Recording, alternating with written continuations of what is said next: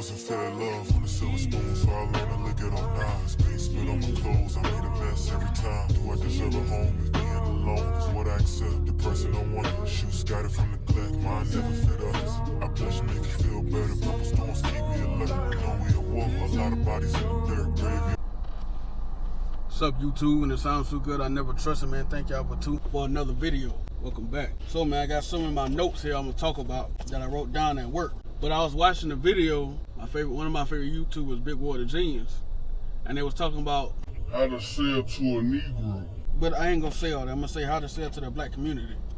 But I already had posted, saved the video in my phone. I saved the screen recording of the Cool Grays came out. I don't know if it's the Cool Grays or whatever. It was some Jordans. I wouldn't say it was Cool Grays. The 5s, I think.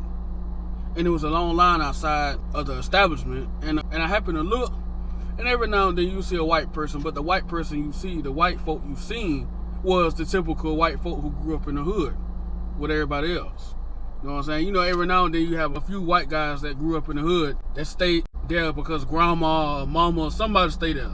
It's never no father. And they sit in line too. They always had this certain look to them. They always look the same hood, wannabe hood white guy. I ain't talking about Paul Wall. But everybody sitting in line waiting for the Jordans, the store to open so they can get their Jordans to go buy them. And it's just only always us in the line buying Jordans. I don't ever see us in a line at a health clinic, line at no dental offices, none of that stuff. Every time I take my kids to the dental office, I don't see no black folks in there.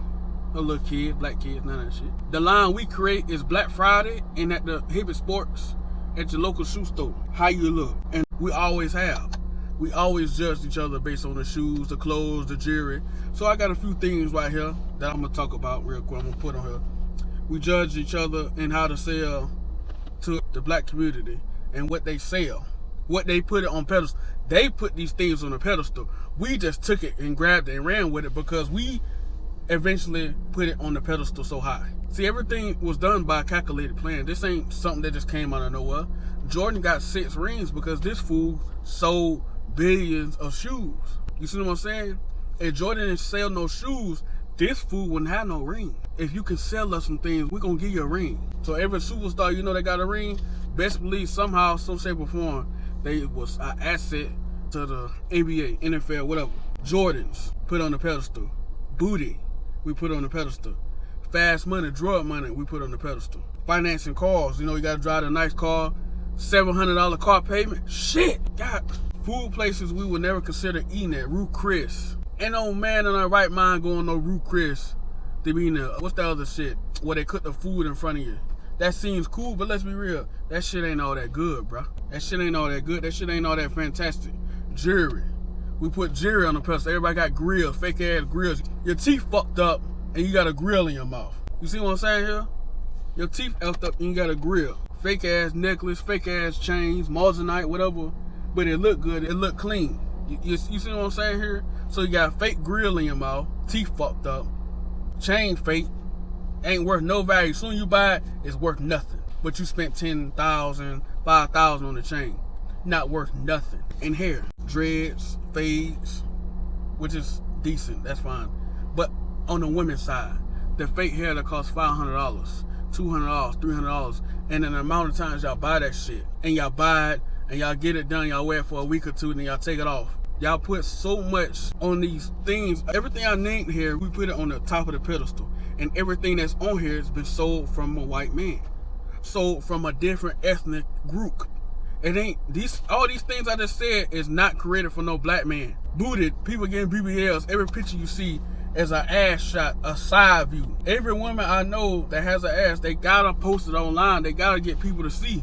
Because therefore, you, as a man, you going out to buy the Jordans, the grills, the jewelry, the cars, to appease the woman who's posting this booty picture. So everything's just revolving around each other on this list I made. It's like a big revolving door. And all it does is makes us spend money. We spend the most money, and we're the minority. We spend more than white folks. Black people spend the most money on the minute shit. And we sit here saying, we'll say, well, what the Democrats and Republicans gonna do for us?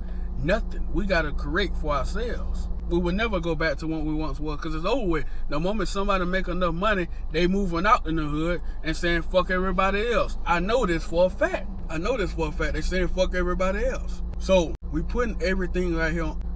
We put materialistic things on a pedestal. A house.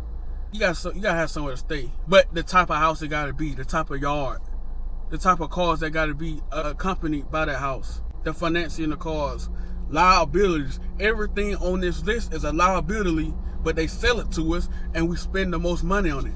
Everything on here is a liability. I don't care.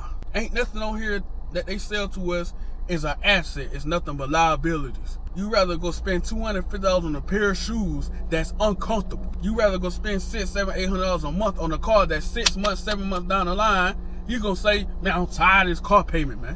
What the fuck you bought the car for? It's the fact that they know that we care about the appeal it has to have these things. So a bitch or a nigga consider us, man, Taku, he a real dude because he got all these things going on. The moment you fall off, the motherfucker's gone, bro. I seen this firsthand. I seen somebody who was up, they lost it, they fell off, folks started leaving. I know this. So, man, they put this on us because they know we care about this more than anything. And it starts as a kid. Your parents, they put Jordans on the pedestal. You gotta have the new Jordans. A baby gotta have some fucking Jordans?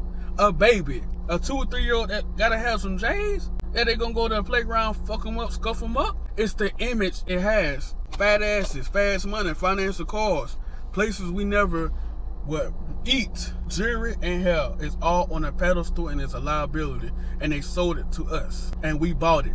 And we're gonna keep buying it. Because we done put it so high. Men put it high because a woman loves these type of things. A dumbass bitch love jewelry, the fast cars, everything. And now the woman who didn't really care for those things, as long as you was a hard-working man, got yourself together, got your life in order, she love you for that. But now those type of women are starting to like the materialistic things now. So now everybody then became materialistic because it's by design. You don't have these things as a man, you not getting no pussy. If you don't have a fat ass, you not getting a man with all these things. So we put the fat ass and hair and nails on a pedestal because if I don't, I'm not getting that man. You see what I'm saying here? You see how it correlates? I'm not getting a man who got the grill, the cars, the fast money, the Jordans and shit. I ain't getting a nigga who gonna spend that money on me. But then again, the women flip-flop. The women are manipulating the system because the nigga who got all the money, he gonna end up spending his money to make sure she got the booty, the BBL, the hair, the nails, the finance car. You niggas funding all these bitches stuff. So the women understand that the man put everything on this as on a pedestal. Because he know if he don't have these things, he not getting a woman, he not getting accepted by the hood, he not getting accepted by people that's around him, the job place. You ever seen a nigga that wear a pair of Jordans at work? And everybody, damn, bro, you got a new such and such on. I'm thinking in my mind, he finna fuck them shoes up. I can't congratulate somebody who I know these shoes finna get fucked up just by walking through this bitch. How to sell to a Negro, an N-word. Because black folks ain't spending, a true smart black folk ain't spending their money on these things. They not. So I know it may sound like I'm pissed off because it is kind of pissing me off, think about it in totality. I'm an advocate for looking decent, looking good. But you gonna spend your last $300 on some pair of fucking shoes and you talking about I'm gonna get it back next paycheck? Fuck no, I don't advocate for spending your last on none of this shit. It better be some extra shit that came out of thin air or a scratch off ticket, maybe some of your tax money. It better be a gift or whatnot. But to spend your last on any of this shit, no. You living check to check and you buying bullshit like this? No. You got your life together? Hey, go ahead, spend your money how you fucking want to spend it. But it's the minorities who don't have their life together spending their money on these things. People are funding this stuff. Men are funding bitches saving their money up to get their fucking butt injected with shit. Man, just think about it, bro. And that's how we spend the most money on liabilities, bro. 1,